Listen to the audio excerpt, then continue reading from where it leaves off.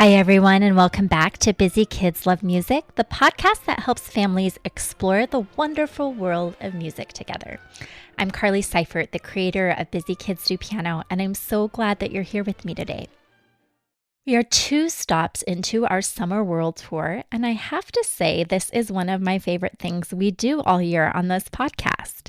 If you missed our first stop 2 weeks ago, we traveled to Puerto Rico and explored the vibrant folk traditions of bomba, plena, and musica jibara.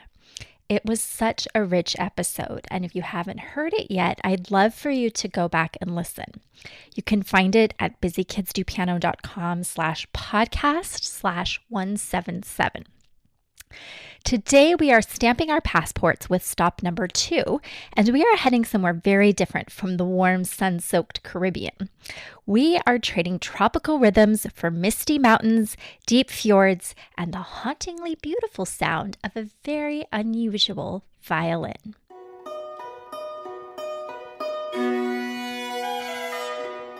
Welcome to Norway.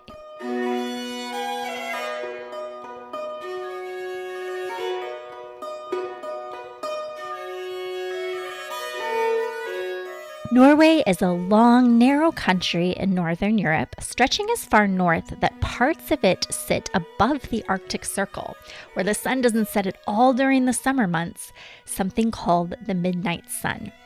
It's a country of dramatic landscapes, steep mountain valleys called fjords carved by ancient glaciers, thick pine forests, and coastlines that twist and wind for thousands of miles along the North Atlantic. It's the kind of place where the landscape feels almost mythological. And honestly, when you hear Norwegian folk music, that feeling makes complete sense.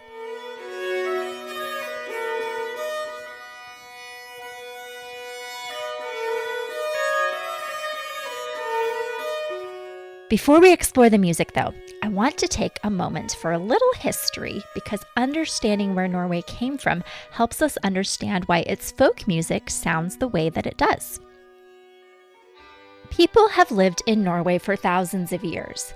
The Norse people, the ancestors of modern Norwegians, were farmers, fishermen, and seafarers who built some of the most impressive ships of the ancient world. You may have heard of the Vikings, the Norse explorers and warriors who sailed across the North Atlantic between around 800 and 1100 AD, reaching Iceland and Greenland and even North America long before Columbus. The Norse people had a rich storytelling tradition with elaborate myths about gods like Odin and Thor, giants, sea serpents, and hidden forest spirits called Hulderfolk, creatures who were said to live just out of sight in the mountains and forests. And folk music was woven into all of it. Songs and music were how the Norse people passed down their history, celebrated their seasons, and stayed connected to the landscape and the spirit world they believed surrounded them. It's worth noting that when we talk about Vikings today, images from movies and popular culture have given us a pretty dramatic picture that doesn't always match the full historical reality. The Norse people were also farmers, craftspeople, poets, and musicians. And that quieter side of their culture is where so much of Norway's folk tradition is rooted. Now, as Norway moved through the medieval period and into the modern era, it spent long stretches of time under the rule of its neighbors. First Denmark for nearly 400 years, and then a period of union with Sweden. So Norwegian culture and language were deeply suppressed during parts of this time, and ordinary Norwegian people held tightly to their folk music, their local dialects, and their regional traditions as a way of preserving their identity. Folk music in Norway wasn't just entertainment, it was an act of survival. This is why when Norway began to reclaim its national identity in the 1800s, folk music became a powerful symbol of what it meant to be Norwegian. And it's why one particular instrument became the heart and soul of Norwegian folk tradition.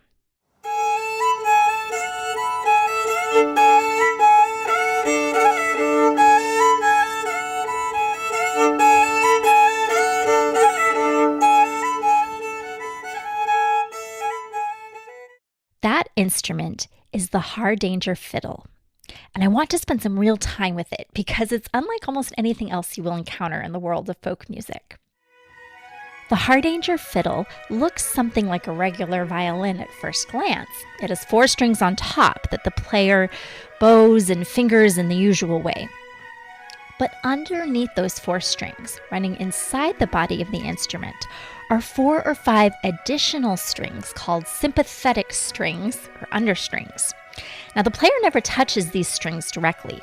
Instead, when the bow moves across the top strings and the instrument vibrates, the understrings vibrate along in sympathy, resonating and humming in response to whatever notes are being played above them. The effect is extraordinary. The Hardanger fiddle doesn't just play a melody, it seems to fill the air around it with sound, like the music is coming from somewhere inside the room itself rather than just from the instrument. Many people describe the sound as haunting or ancient, or like hearing something that belongs to a place rather than a person. When you listen to it, it's not hard to imagine those Huldra folk, those hidden forest spirits, slipping between the trees nearby.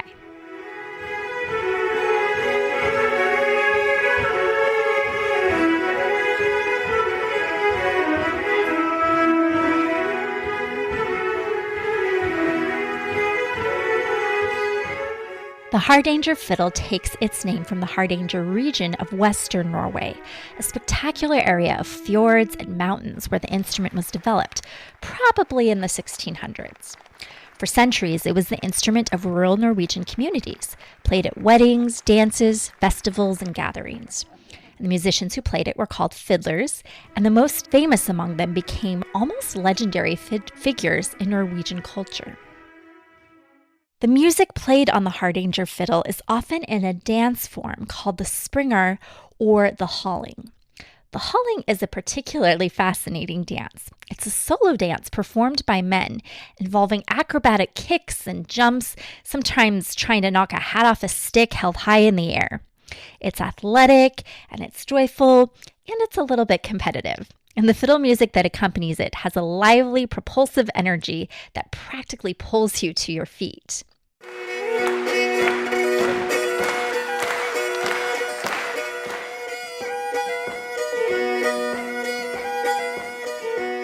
Can you hear how the rhythm of that music seems to push forward like it's daring someone to keep up to it? The halling was a way for young men to show off their strength and agility, and the fiddle player and the dancer had a real conversation going. The music responding to the dancer, and the dancer responding to the music. Not unlike the relationship we talked about in Puerto Rico between the bomba drummer and the dancer. It's a reminder that across every different culture, music and movement have always found each other. Another important piece of Norwegian folk music tradition is the stev, a form of short, improvised, sung poetry, similar in spirit, though much shorter and less structured, to the Puerto Rican decima, which we discussed in the last episode. A stev is typically just 4 lines long, following a specific rhythmic pattern, and skilled singers could improvise new verses on the spot in response to a situation or a person or a mood. There were even stev competitions where 2 singers would trade verses back and forth, each trying to outdo the other with wit and wordplay. Det største treet er svent og gløyme, der kan du sette deg ned og drøyme, der kan du finne den største fred. The stev reminds us of something important. Folk music has always had an improvised conversational dimension to it.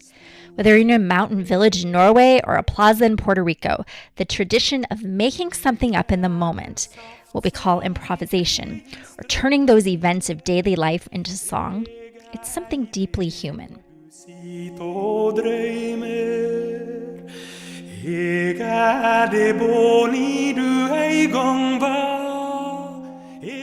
Now, I promised you a more developed look at the connection between Norwegian folk music and a composer that you may already know. And if you've been listening to this podcast for a long time, his name might ring a bell. Edvard Grieg was actually the very first composer we ever featured on Busy Kids Love Music, all the way back in episode 2.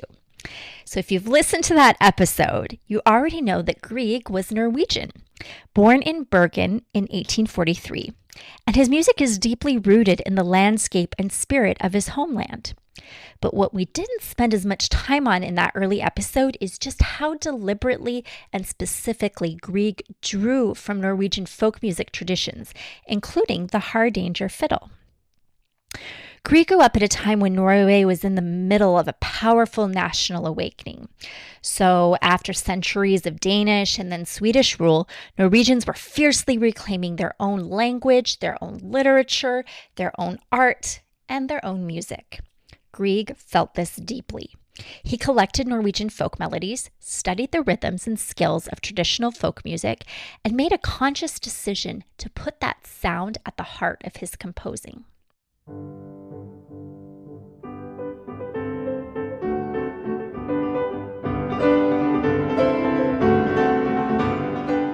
You can hear it very clearly in pieces like his Norwegian dances. The rhythms are directly borrowed from folk dance forms like the springar and the halling. The harmonies are unusual by the standards of classical music at the time, with the modal quality that sort of sounds ancient and a little mysterious, because it's exactly what Norwegian folk music sounds like. Grieg wasn't just inspired by his country's folk tradition in this vague, general way. He was doing something very intentional, taking music that belonged to ordinary Norwegian farmers and mountain communities, and he was carrying it into concert halls around the world. His Peer Gynt suite, which we explored in episode 2, draws heavily from Norwegian mythology and folklore, the same world of trolls and mountain spirits and wild natural forces that shaped the Hardanger fiddle repertoire for centuries. In a way, Grieg's classical compositions are the folk music of Norway, translated into a new language, preserving its spirit and sharing it with people who might never have heard a Hardanger fiddle otherwise. That's a really beautiful thing to think about. The idea that a folk tradition can travel, that music born in a remote mountain valley can eventually reach a concert hall in Vienna or a podcast listener in Georgia, or wherever you're listening from today. Norway's folk music traditions are very much alive today. The Hardanger fiddle in particular has seen a revival over the past several decades, with younger musicians finding fresh and creative ways to bring it into contemporary music.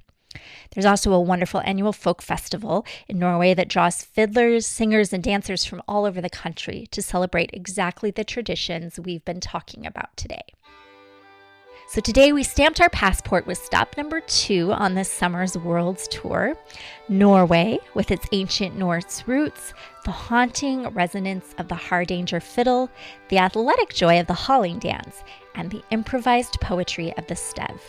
And we connected it all to a composer who has been part of this podcast since the very beginning. So be sure to print your stamp in the show notes at busykidsdopiano.com/podcast/178 so you can add it to your passport.